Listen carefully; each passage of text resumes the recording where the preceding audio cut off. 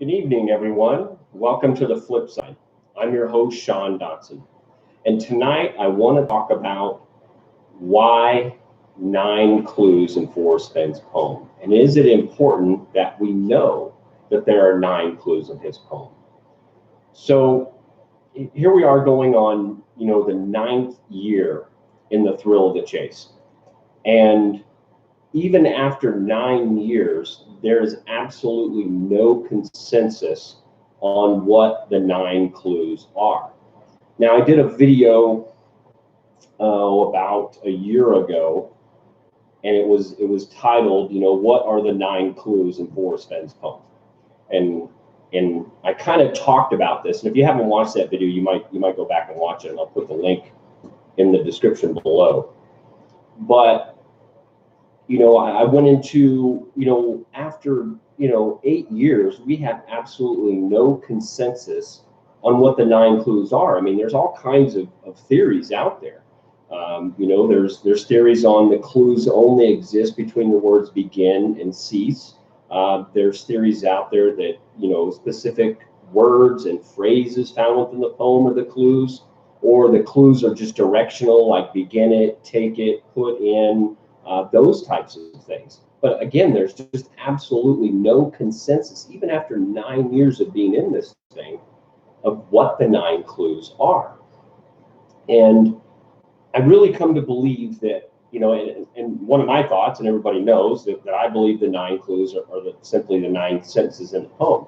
But none of those, I mean, even with the evidence I believe I provided and evidence that everybody else provides, there's still, you cannot prove what, in fact, the 9 clues are. We know Forrest Fenn has said the first clue is this, but does that negate the whole first stanza? Does that make the first stanza the last clue? Or is it completely irrelevant and we don't need it? We don't know.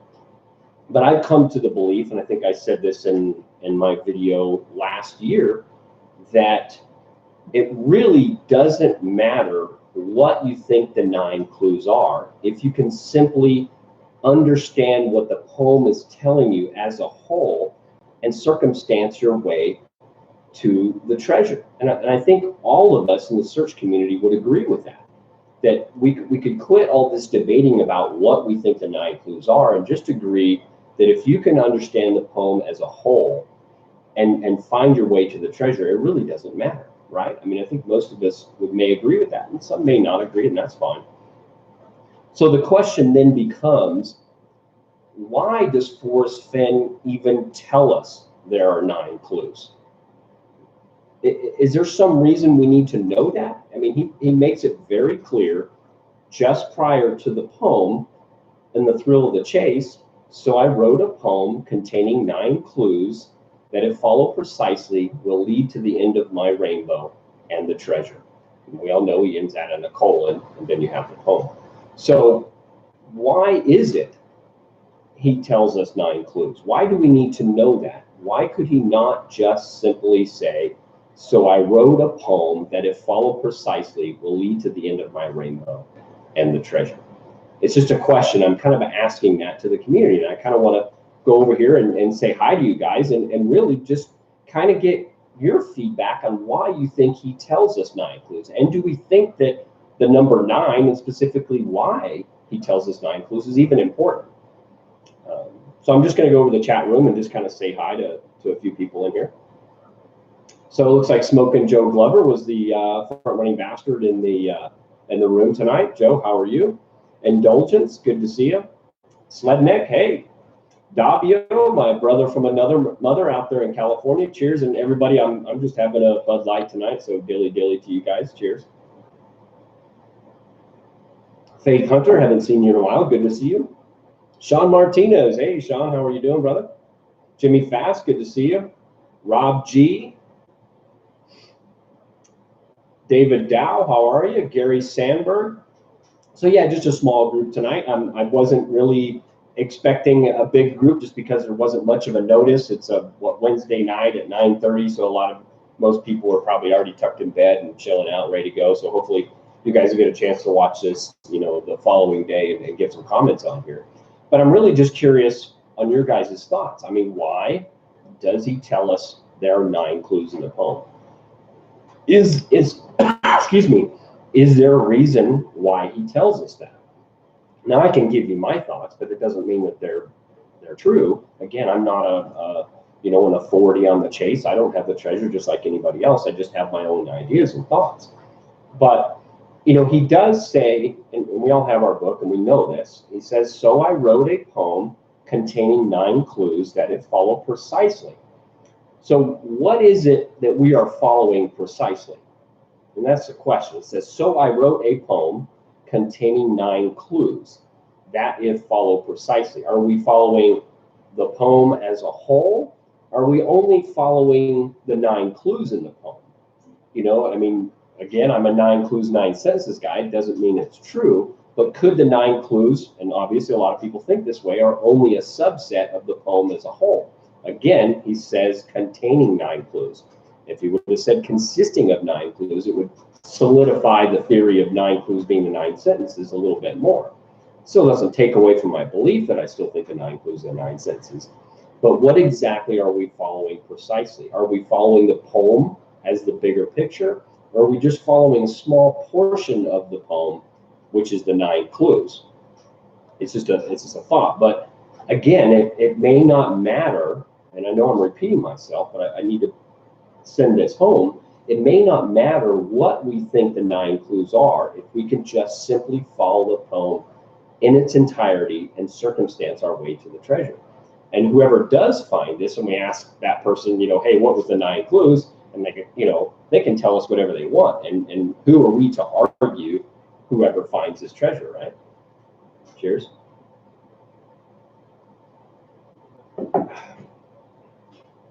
Just checking your sled neck. 9 sentences equal 9 clues. That's what I think. To me, it's the most logical thing, and then logical in my mind, I guess, not logical for everybody. But he ends that line just prior to the poem with a colon. And we all know the purpose of a colon is to list an item or a series of items. And what would those series of items be? You could say it's just the poem itself, that single item, or you could say it's the 9 clues. Again, what are we following precisely? The poem in its entirety, or are we only just following the 9 clues? That's one thing. But why could Forrest Fenn not just say, so I wrote a poem that if followed precisely will lead to the end of my rainbow and the treasure? He specifically says the number 9. Why does he tell us that? If we know it's not so important that we identify what they are, because we can't even agree after 9 years on what the 9 clues are, then why can't we just follow the poem as a whole and lead us to the treasure? So why does he tell us 9 clues? That there's got to be, and to me, is he hinting at something? And that's what I'm trying to get at. Do we believe that Forrest Fenn is trying to hint to something to us with telling us the number 9? It's a legitimate question, I think.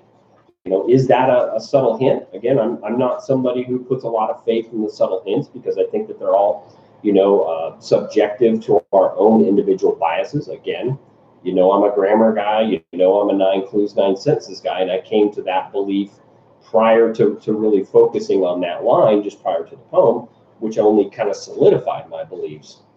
But is Forrest Fenn kind of hitting at something? Is this one of these subtle hints within the book, that line just prior to the poem? It's a question I ask you guys. Man in the barn. Hey, Brian, how are you, buddy? I heard through the grapevine, I guess. Are you doing all right? I haven't seen your video just came out. Just wanted to check in, you. I just wanted to say hi. Rodney, I see you in here. Adam Foddy. I don't see any questions. Guys, if you have a question or something you want to direct to me, you can put the flip sign. Hey, Bill Gorman. Good to see you in there. Yeah, Bill, a lot of people think it's 9 individual geographical places at each clue. That's another way of thinking of it. But I think Forrest Fenn had said, my advice to new searchers would be to look to the clues, plural, in my poem and try to marry them to a location, singular, on a map. So it's kind of like, to me, are all 9 clues or just a few of the clues pointing to a singular location, or is it all 9 separate different locations? A lot of people think it's, you know, in one location or 9 separate ones. I don't know, and who's to say who's right or wrong, but. Man Barn, yeah, I need to watch your video and catch up with you. But it's good that you're doing all right. Maverick Searcher, good to see you. My grass is greener. Hello. Indulgent says here, what if he didn't say how many clues were in the poem? To me, it wouldn't feel solvable. At the same time, 5 clues seems too easy. 9 is a safe number. Yeah, I don't know if it would change anything. I mean, if he just had said, you know, so I wrote a poem or I just wrote a poem that if followed precisely would lead to the end of my rainbow and the treasure, it really doesn't matter. He wrote this poem for us that if we just follow it, you know, whether follow is, you know, in a step-by-step manner or followed in the meaning of understood, it really doesn't matter. But he does specifically tell us 9 clues, and I'm trying to figure out, do we really think he's trying to hint at something? And to me, you know, again, this could be my own personal confirmation bias. I will admit to that he could be hinting at the actual sentences. You know, is he hinting at the sentence structure? And that's, you know, my thought. But I wanted to get your guys' opinion. Do you think that it's that, or it's something else? I mean, why does he even tell us? I mean, we've been so wrapped around trying to figure out what the clues are, which seems like complete folly, in my opinion, because it really doesn't matter if you can understand the poem as an entirety and just find your way to the treasure. It just, again, it goes back to what was the question that I think was a great question that Halo asked him back in, I think it was 2016. And that question was, Forrest, did you intend for there to be 9 clues, or did it work out to be just right with 9? And Forrest Fenn responded, nice thinking, Halo. I didn't count the clues until the poem had been finalized. Although I had changed it a few times over the months, I think the number stayed about the same. So Forrest Fenn is admitting to Halo that he didn't count the clues until the poem was complete. And we also know that Forrest Fenn, like he said, I did follow the clues in the poem when I hid the treasure, but I hid the treasure before the poem was complete. So before he completed the poem, there may not have been 9 clues. There may have only been the ones that he followed. And my belief is that stanzas 2, 3, and 4, which would only contain 4 clues if you're going by the 9 senses or 9 clues. So he comes back after hiding the treasure and he completes the poem. And according to what he's telling Halo, he didn't count those clues until he completed or until the poem was finalized. But the poem wasn't finalized again until he returned from hiding the treasure. So does it matter? I mean, why is he telling us 9 clues? And I know I keep hammering this home, but to me, it just seems important that Forrest Fenn is telling us that there are 9 clues. And what is it he is hinting at that? You know, if he's hinting at anything at all, he may not be hinting at anything at all. I counted because I think that there's 9 place markers. We don't know. I don't think it's that simple, but cheers. Yes, Rodney, he said not to ignore any nouns in the poem yet. I see one from Sean here, finally popped up. Sean Martinez says, at the flip side of Forrest Fenn, how many sections are in the county you're searching in, perhaps? You're talking about different sections in the county? I guess maybe I'm not familiar how counties, separate like that. Now, I think Forrest Fenn had said in that New Zealand video, and I know I'm gonna mash this up, but this was just prior to him, stating, the first clue is beginning where warm waters halt. I think the interviewer, Sean, had asked him, does a searcher need to have, geographic knowledge or local geographic knowledge to find that treasure? And Forrest Fenn had said, no, you don't, and then something about, the first clue is beginning where warm waters halt. Now, I'm probably completely mashing that up. But if your thought is, 9 could be hinting at the geographical location that it's in, and it having 9 separate areas, then I think that that might be considered local knowledge. Now, that could be helpful, which could be a hint. Again, we know hints can only help you with the clues, but they're not going to point you towards the treasure, according to Fenn's definition. So I don't know. It's possible, Sean. I don't know. I can't say. I don't have the treasure, so I couldn't tell you whether that's true or not. Bill at Flip, he dealt you your hand. You don't think he has a card up his sleeve like the one on the book sleeve? Not sure what you're talking about there, Bill. Aaron Hurley, it took him 15 years to write the poem, but he didn't need the clues. He didn't need the time because of the words. It must be a cipher. There was, I think it was on the Fenn diagrams. Give me a second here, guys. Let me pull something up. Find this. Hold on. There was a question that came out that's kind of like what you're saying there. I want to bring this one up. Give me a second. Q&As with Fenn.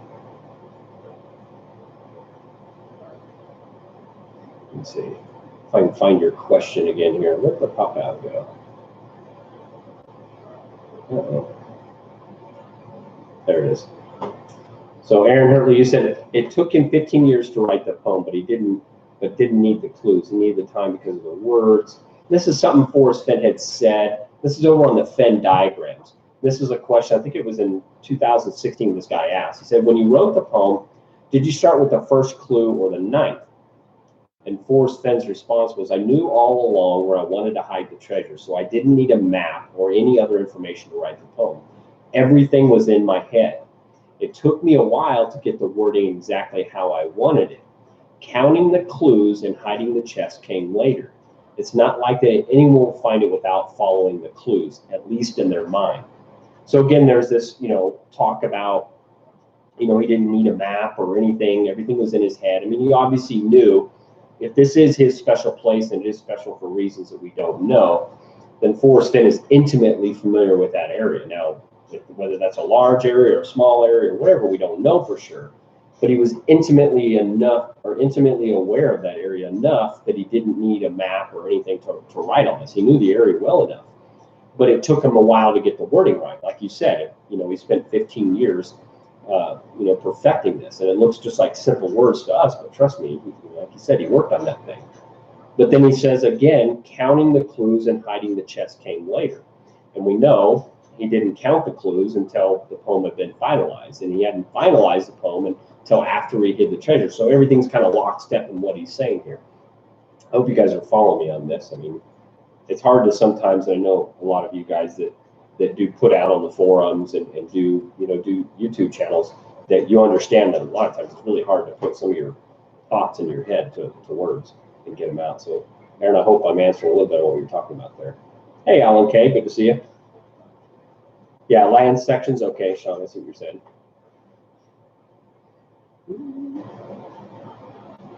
You guys are just chatting away. So again, to me, I look at that and I go, is Forrest Fenn, by telling us 9 clues, is he hinting at something? Is it not so important that we know what the clues are, but the fact that there are 9 of them? And to me, logically and how my mind works, the most simplest thing that is that they are the sentences. It doesn't make it right. To me, it just seems the most logical and simple. So to me, then I look at that and okay, now, he put it in a poetic format to maybe mask, that which is used to decipher it, which is grammar and word meanings and everything else. So that's the big thing. Hey, Hush Whisperer, how are you? Answer.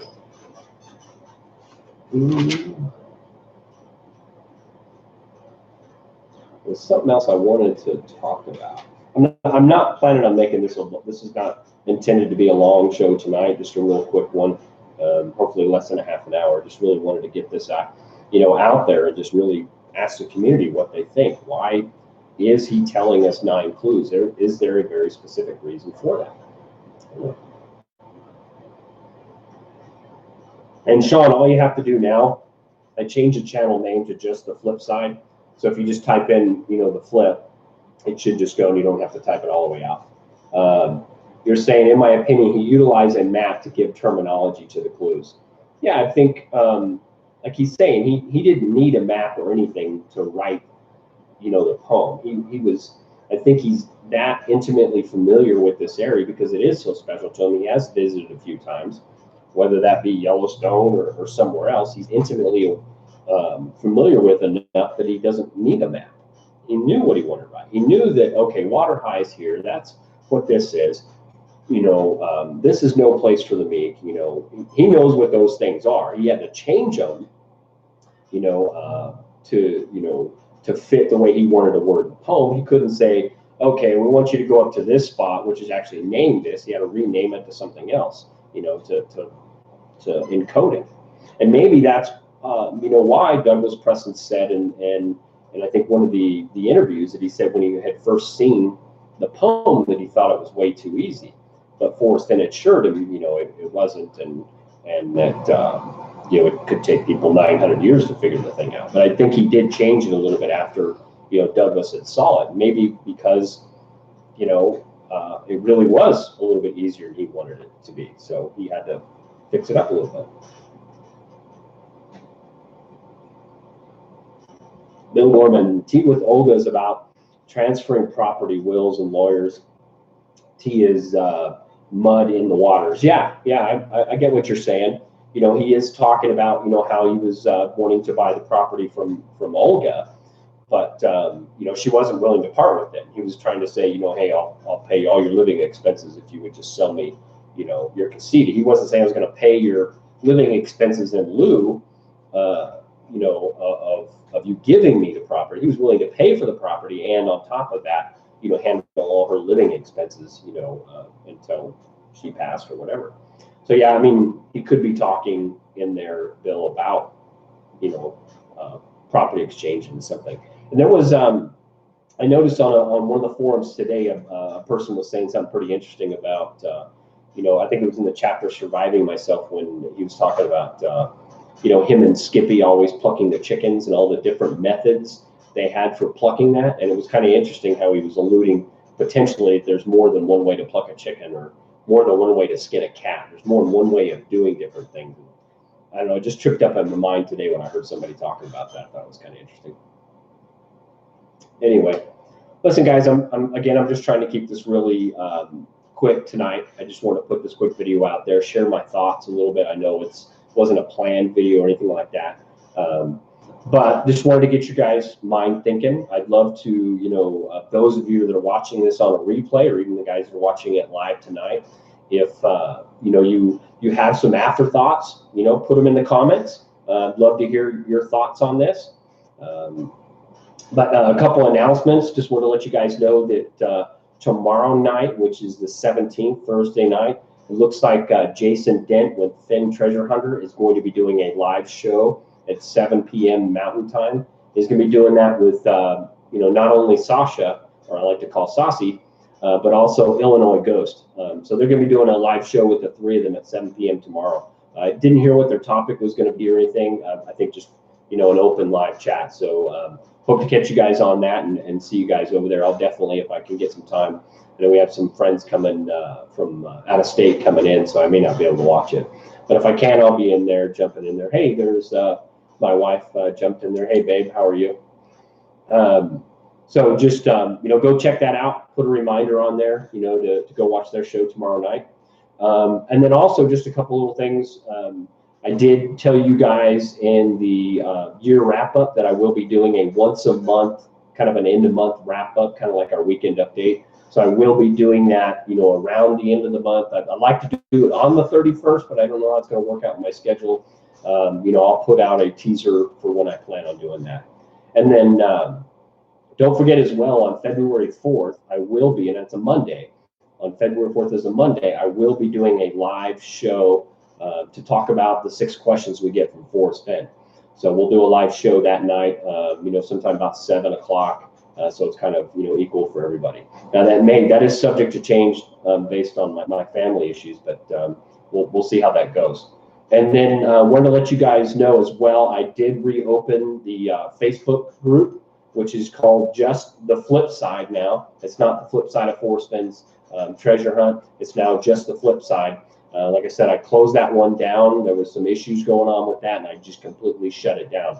So it is an invite only. There, you know, it's a closed group, so you have to request. I'm the only administrator in that, so I will be the only one that is you know, approving people. So if you're interested, you want to come in there, you know, and get some extra chat and do some stuff in there, you know, please go there and jump in there as well. So guys, yeah, just a real quick show tonight. Just wanted to talk about, you know, why does he tell us 9 clues, and is that even important? Is it important to know? Something just for you guys to think about, you know, and I'd love to hear your comments on it. And hope you guys have a great night, and we will catch you all on the flip side. See you guys. Bye.